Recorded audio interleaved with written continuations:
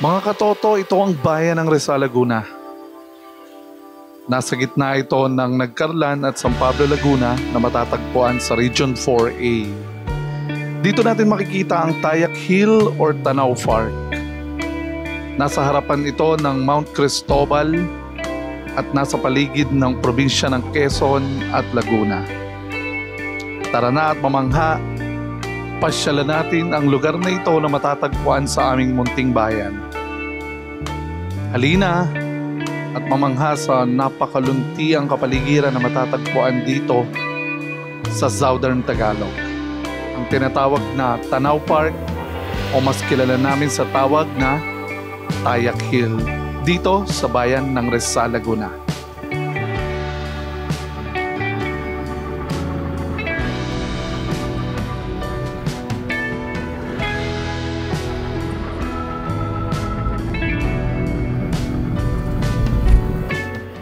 Magandang hapon muli mga katoto. Ako nga pala si Katoto Yob. Ngayon ay mag-isa lang tayo, hindi natin kasama si Katoto Lex. Papunta tayo sa Tayak Hill. Maganda raw dito, marami akong naririnig na review. And since ito yung aking bayang sinilangan, ito yung dito ako pinanganak sa Rizal, Laguna, ipapasyal ko kayo sa Tayak Hill. So galing na kami ng San Pablo. Pagdating nyo ng Rizal Elementary School, merong Tasamiya. Ito yung Tasamiya. So, may coffee shop dyan. So, sa Tasamiya, mamaya ipapakita natin Tasamiya, kakanan kayo. So, ito. So, drive tayo. Kanan tayo dito sa Tasamiya.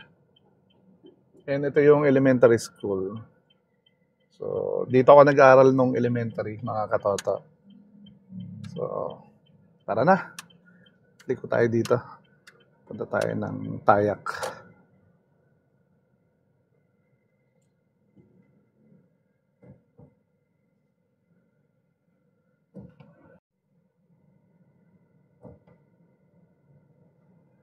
Mga katoto, nandito na tayo sa sa Barangay Tala, sa Laguna. Yung aakyatin natin nasa harap lang siya ng Mount Cristobal. Ang ganda. So, kung pagmamasdan mo, napakaganda.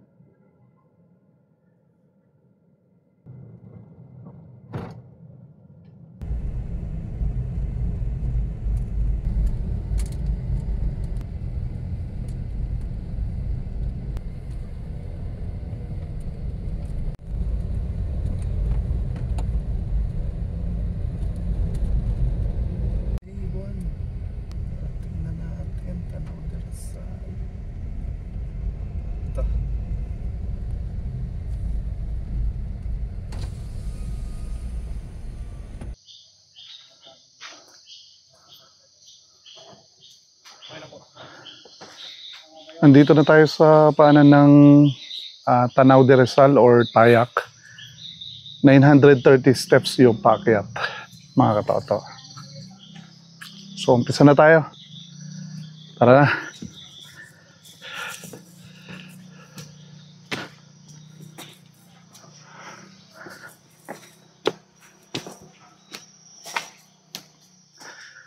Medyo gloomy yung weather. And kung mapapansin niyo yung kalsada, medyo naglulumot siya. Madalas kasi yung pag-ulan daw dito. So, akitin natin hanggang sa tuktok yung Tayak Hill.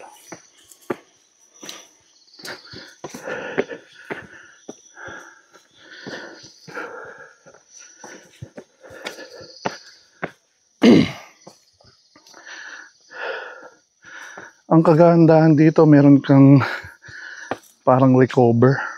So, pag akit mo, hindi dire-diretso. So, may recovery siya.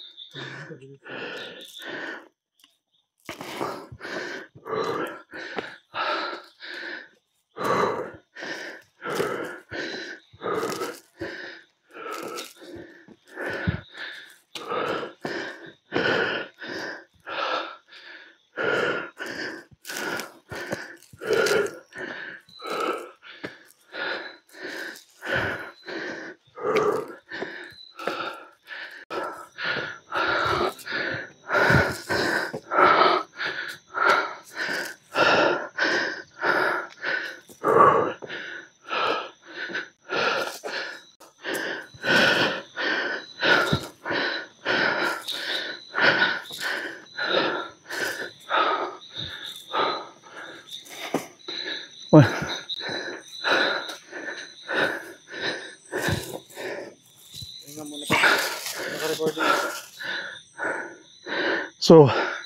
yun mga katoto. Merong resting place dito bago marating yung pinaka-summit ng Tayak Hill. So, pwede kayo magpahinga dito. Nakakapagod umakyat. Pero, yung calories na nabuburn sa'yo nito and natuklasan mo yung munting bayan ng Rizal Laguna, yung bayan namin, may natatago palang ganitong ganda.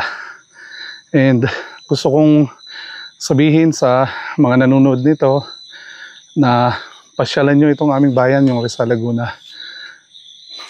May makikita kayong isang tanawin, pasyalan na kagaya nito. So malapit na tayo, ilang hakbang na lang. Tara na, magpatuloy na tayo.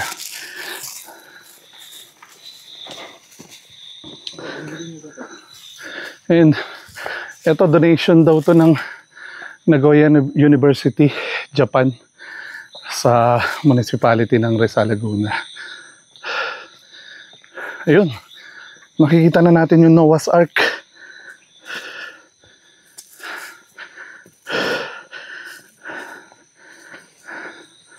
Ayan. Ayan na. Yung pagkatapos nating hakbangin ang mahigit 903 baitang, narating na natin ang Tayak Adventure and Nature Camp. One picture lang. One picture mo.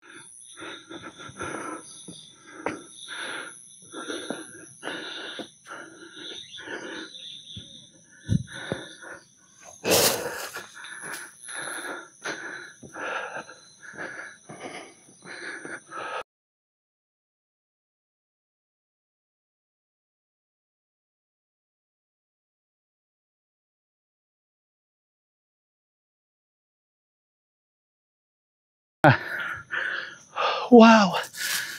Finally, ito na yung Noah's Ark. And yun yung Mount Cristobal. Wow, Mount Cristobal, perfect. So meron tayo ditong cross. Ito, napakalaking cross.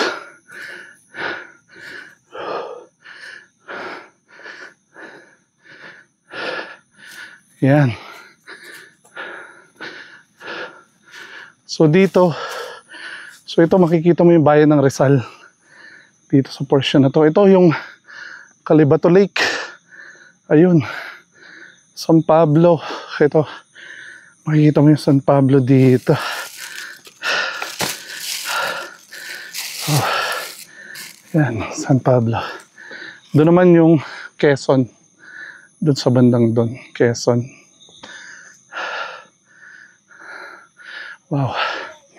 So, eto na naman tayo, narating natin yung pinagmamalaki ng Rizal Laguna. And bawat tinaakyat nating bundok, sulit.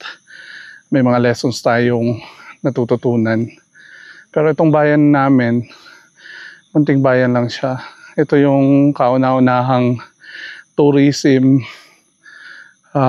na tinulungan ng DENR para makilala ng tuluyan yung bayan ng Rizal Laguna. Actually, nung una, hindi nila alam kung saan yung Rizal Laguna. Akala nila sa Rizal, akala nila Laguna, pero Rizal Laguna pala. So pinagmamalaki ko yung bayan namin.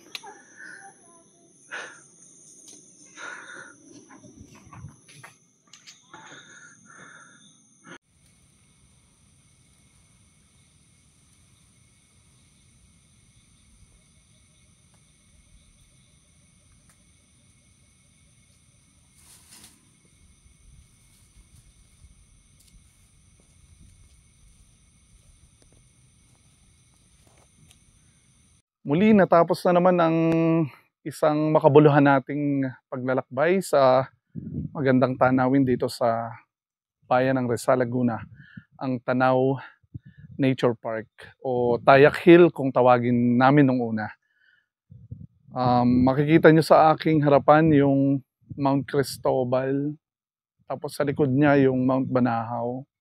Sinisimbolo nito yung kalikasan, kung paano inaalagaan ng ating mga kababayan. Napakaluntian kung makikita nyo. Berdeng-berde yung kapaligiran. Tapos, sa bawat paglalakbay, marami talaga tayong natututunan. Maraming ipinamumukha sa atin ang kalikasan. Na kung aalagaan lang natin, ganito yung itsura. Ang sarap lumanghap ng sariwang hangin kapag nasa ganito kang lugar.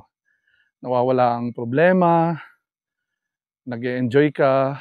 Yung bawat tanawing nakikita mo, nakakatuwang pagmasdan. And sana ganito din sa syudad.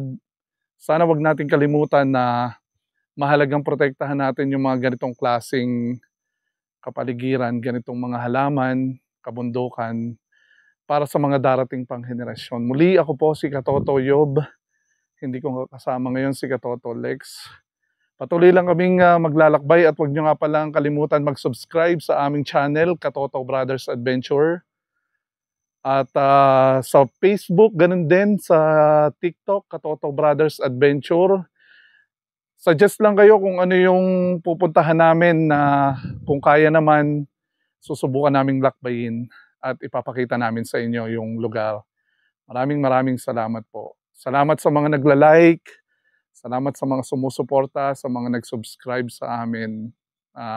Kung wala po kayo, hindi po kami magpapatuloy. So, muli po, papasalamat kami sa Panginoon, sa inyong lahat. Maraming salamat po.